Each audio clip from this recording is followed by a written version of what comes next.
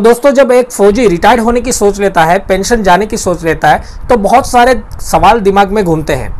सबसे ज्वलन सवाल है कि क्या मैं फौज छोड़ के जा रहा हूं तो मुझे आगे सिविल में एक अच्छी नौकरी मिल जाएगी या नहीं मिलेगी। आप लोगों ने बहुत सारे कमेंट्स किए, बहुत सारे ईमेल्स करके हमें पूछा कि सर रियल कंडीशन क्या है। दोस्तों, अक्सर हम फौज की नौकरी के दौरान सिविल के बारे में जितनी भी बातें सुनते हैं ना, वो सारी चीजें सही नहीं होती है। अगर आप फौज की नौकरी छोड़ के आ रहे हो तो आगे भविष्य में आपको कितनी पॉसिबिलिटी है गवर्नमेंट जॉब मिलने की या फिर आपको प्राइवेट जॉब मिलेगी, इन दोनों चीजों के बारे में ऑन ग्राउंड परिस्थिति से आपको परिचित करवाऊंगा। तो नमस्कार, जय हिंद। सैनिक मंत्रा परिवार में आप सभी का स्वागत है। दोस्तों, सैनिक मंत्रा परिवार में हम आपके भविष्य पर असर करने वाले न्यूज लेकर आते हैं, बिजनेस आइडिया लेकर आते हैं, इन्वेस्टमेंट आइडिया लेकर आते हैं और विशेष व्यक्तियों से मिलवाते हैं। तो अगर इस परिवार में आप नए हो तो सब्सक्राइब कर लीजिएगा और बेल आइकन दबाना मत भूलिएगा। तो दोस्तों, अगर आप फौज की नौकरी छोड़ने के लिए प्रिपेयर हो चुके हैं, रिटायरमेंट लेने के लिए तैयार हो चुके हैं, चाहे आप प्रीमेचर आ रहे हैं या कलर सर्विस करके आ रहे हैं, और हर एक फौजी का यह सपना होता है कि मैं रिटायर्ड होकर जाऊं और मुझे एक अच्छी सी गवर्नमेंट जॉब मिल जाए, तो असली हकीकत ग्राउंड में क्या होती है, मैं वो चीजें टॉपिक टू टॉपिक आपको बता रहा हूं। अगर आप रिटायर्ड होके आ गए और आपको गवर्नमेंट जॉब ज्वाइन करना है तो सबसे पहली बात कि आपको कंप्यूटर का नॉलेज होना चाहिए और आप कंप्यूटर कोर्स में सर्टिफाइड होने चाहिए। ऐसा कोर्स होना चाहिए जो कि आपको गवर्नमेंट के द्वारा मान्य रखता हो, क्योंकि आजकल सिविल में जितनी भी गवर्नमेंट जॉब्स है उन सभी की एग्जाम सबसे पहले तो सीबीटी बेस्ड होती है, यानी कि कंप्यूटर बेस्ड टेस्ट होती है। आपको कंप्यूटर से ही एग्जाम देनी होती है। इनके अलावा सभी सरकारी जॉब्स में एक कंप्यूटर प्रैक्टिकल टेस्ट होता है जिसमें टाइपिंग, टेक्स्ट और कंप्यूटर एबिलिटीज को देखा जाता है। अगर आप रिटायर्ड हो रहे हो तो सबसे पहला काम आपने ये करना है कि आपने कंप्यूटर कोर्स करना चाहिए, अच्छा कोर्स, सर्टिफाइड कोर्स करना चाहिए। इनके अलावा mainly 4 subject, English grammar, mathematics, reasoning और जीके, इन 4 सब्जेक्ट में आपने अपनी काबिलियत दिखानी पड़ेगी। इन चारों सब्जेक्ट को आपने मजबूत करना पड़ेगा अगर आप वाकई में चाहते हैं कि मुझे कोई अच्छी गवर्नमेंट जॉब मिल जाए। अलावा भूगोल, इतिहास, विज्ञान और लोकल लैंग्वेज का नॉलेज भी आपको होना चाहिए। और गवर्नमेंट जॉब में आप सक्सेस हो पाएंगे या नहीं हो पाएंगे ये आपके स्टेट गवर्नमेंट के नीति नियमों के ऊपर आधारित है। देखिए, कुछ स्टेट गवर्नमेंट्स तो फौजी लोगों को, एक सर्विसमैन भाइयों को बहुत अच्छे तरह से कोटा देती है और उनका ध्यान रखती है। वहाँ पर कुछ स्टेट्स में फौजी लोगों के लिए कोटे की बहुत ज़्यादा प्रॉब्लम है और बहुत ज़्यादा कंपटीशन बढ़ जाता है। अब कोटा भी 2 प्रकार का होता है जो एक सर्विसमैन भाइयों को मिलता है। एक तो होता है कटअप कोटा। कटअप कोटा का मतलब यह है कि मान लीजिए कि किसी गवर्नमेंट में, किसी डिपार्टमेंट में अगर 1000 वैकेंसी निकली है तो उसमें अगर गवर्नमेंट के रूल के हिसाब से 10% एक सर्विसमैन का कोटा है तो आपकी 100 वैकेंसी निकलेगी। अभी 100 वैकेंसीज में सिर्फ और सिर्फ एक सर्विसमैन ही अप्लाई करेंगे और सिर्फ एक सर्विसमैन का ही मेरिट अलग से बनेगा। मतलब कि आपका कंपटीशन आपके ही दूसरे एक सर्विसमैन भाई से होने वाला है। ये कंपटीशन बहुत ही सॉफ्ट हो जाता है और आपको कटअप कोटे का पूरा फायदा मिलता है। किसी डिपार्टमेंट में और किसी स्टेट गवर्नमेंट में कटअप कोटा नहीं दिया जाता एक सर्विसमैन को, उनको 10% कंसेशन दिया जाता है।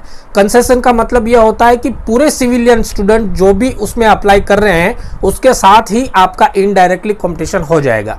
कैसे हो जाएगा, मैं थोड़ा आपको एग्जाम्पल से बताता हूँ। मान लीजिए कि 1000 वैकेंसी निकली है, सबने अप्लाई किया है, इसमें 10% कंसेशन एक सर्विसमैन को भी दिया जा रहा है। लेकिन अगर उस एग्ज़ाम का मेरिट मान लीजिए 80 नंबर पर गया हुआ है, 80 नंबर पर मेरिट गया हुआ है, तो उसमें से आपको 10% की छूट मिलेगी। मतलब कि 8 नंबर कम होने पर आपको लिया जाएगा। इसमें आपके लिए कंपटीशन बहुत ज़्यादा टफ हो जाता है कि आप 17 से 20 साल पहले पढ़ाई कर चुके हो और आज की पढ़ाई में बहुत ज़्यादा अंतर पड़ जाता है। सब्जेक्ट बदल जाते हैं, एजुकेशन का लेवल बदल जाता है, आपकी एज का भी फर्क पड़ जाता है। जहाँ भी आरक्षण दिया जाता है एक सर्विसमैन को, वहाँ पर भी कास्ट वाइज आरक्षण भी स्टेट में होता है। किसी स्टेट में नहीं है, किसी स्टेट में कास्ट वाइज आरक्षण भी होता है। मान लीजिए कि आप जनरल कास्ट में आते हो और आपको आरक्षण एक सर्विसमैन के तौर पे मिल रहा है तो आपको जनरल की मेरिट के साथ में लड़ना पड़ेगा। अगर आप ओबीसी में आते हो और आपको एक सर्विसमैन का आरक्षण दिया जाता है तो आपको ओबीसी की सीट के ऊपर लड़ना पड़ेगा। उसके मेरिट लिस्ट में से आपको 10% कंसेशन मिलेगा, जैसे कि मैंने आपको पहले बताया। तो इन सब चीज़ों के ऊपर आपने फोकस रखना है और उसके बाद आपने सोचना है कि मेरे लिए सबसे ज़्यादा सॉफ्ट टारगेट क्या है, कौन सी ऐसी एग्ज़ाम है, किन सब्जेक्ट में मेरा क्वालिफिकेशन ज़्यादा है, किन सब्जेक्ट के ऊपर मेरी पकड़ मजबूत है, उस हिसाब से आपने पहले तो अपना एक सॉफ्ट टारगेट चॉइस करना है। कुछ चैलेंजेस आपको झेलनी पड़ सकती है जब भी आप अगर गवर्नमेंट जॉब के लिए प्रिपरेशन करना चाहते हो। तो आज जो अभी पेपर स्टाइल चल रहे हैं उस पेपर स्टाइल को समझना पड़ेगा। आज की जो एग्ज़ाम पद्धति है, जो परीक्षा पद्धति है, उस पद्धतियों को समझना पड़ेगा। 3 फिल्टर्स लगे हुए हैं, उन सब में पास होकर आपको निकलना पड़ेगा। वाकई में अगर आप गवर्नमेंट जॉब की तैयारी करना चाहते हो तो कुछ टिप्स मैं आपको दे देता हूं जो कि हज़ारों फौजियों के अनुभव है। देखिए, सर्विस में रहते ही आप थोड़ी थोड़ी बेसिक तैयारियां शुरू कर दीजिए। अगर आप रिटायर होने के बाद में प्रिपरेशन करने का टारगेट रखते हो तो आपको तकरीबन 1 साल का टारगेट रखना होगा। प्रॉपर आप क्लास अटेंड कीजिए, प्रॉपर पढ़ाई कीजिए, रूटीन वाइज चलिए, तब जाके कहीं आपको आपका टारगेट मिल पाएगा, अच्छी नौकरी मिल पाएगी। अगर आपने 1 साल तक कंटिन्यू तैयारी करनी है गवर्नमेंट एग्जाम की तो एक चीज़ और ध्यान दीजिए कि आपने 1 साल तक अपने आप को आर्थिक तौर पर मजबूत रखना होगा।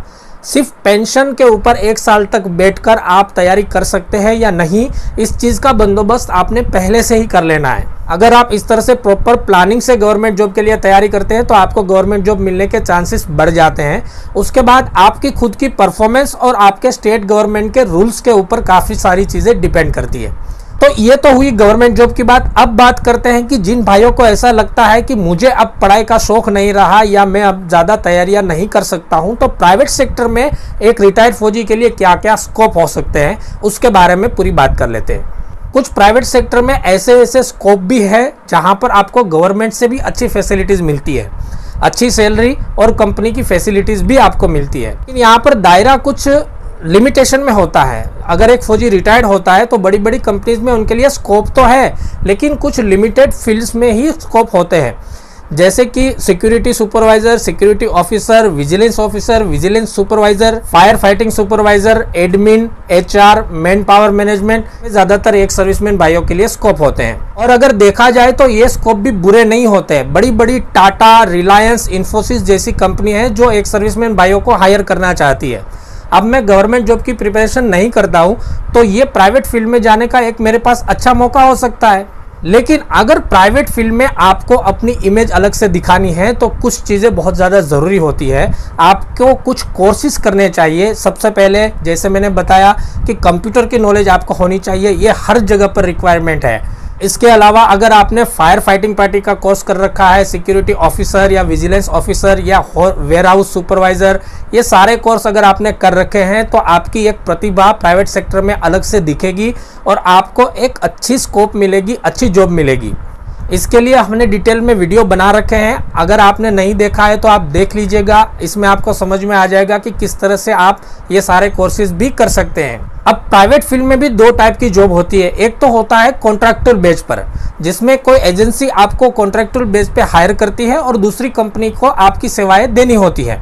तो इसमें क्या होता है कि आपकी सेफ्टी कम हो जाती है। और एक होती है कंपनी पेरोल की जॉब, और इसमें क्या होता है कि कंपनी ही डायरेक्टली आपको सैलरी देती है और एक तरह से परमानेंट जॉब ही आपकी कंपनी के द्वारा हो जाती है। उसमें आपको कंपनी की फैसिलिटीज़ भी मिलने लगती है।